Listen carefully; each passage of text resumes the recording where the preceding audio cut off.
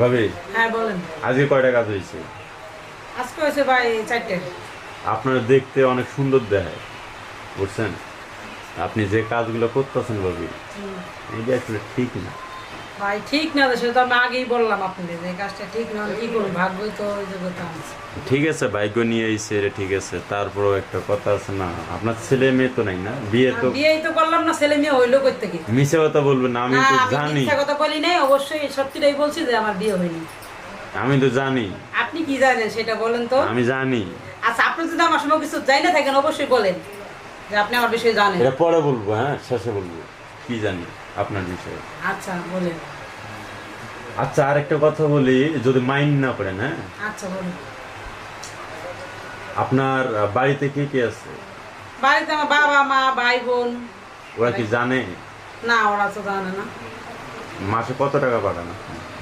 মাসে মনে করি বাড়িতে যা খরচ লাগে 10 থেকে 15 হাজার এরকম, বাড়ি থেকে আমি নিজেও চলতে হয়। মাস শেষে কয় দিয়ে থাকে আপনার ইনকাম দিয়ে? মাস শেষে কিরকম মানে ইনকাম ভালো হইলেও এরকম 20-25 হাজার এরকম হয়, ইনকাম হয়। অনেক টেহা। তো যদি ভালো হয়ে যান না, হ্যাঁ বলেন। আমি সর্বোচ্চ হেল্প করব। সর্বোচ্চ মানে আপনি যতটুকু হেল্প দরকার অতটুকু হেল্প করব।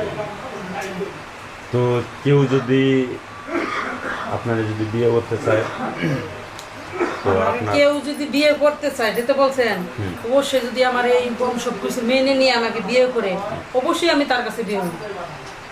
বিয়ে করবেন না? হ্যাঁ অবশ্যই।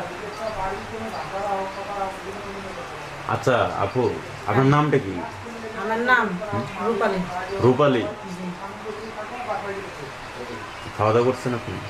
হ্যাঁ, খাওয়া দাওয়া করছি। আচ্ছা ঠিক আছে, তাহলে আসি, হ্যাঁ।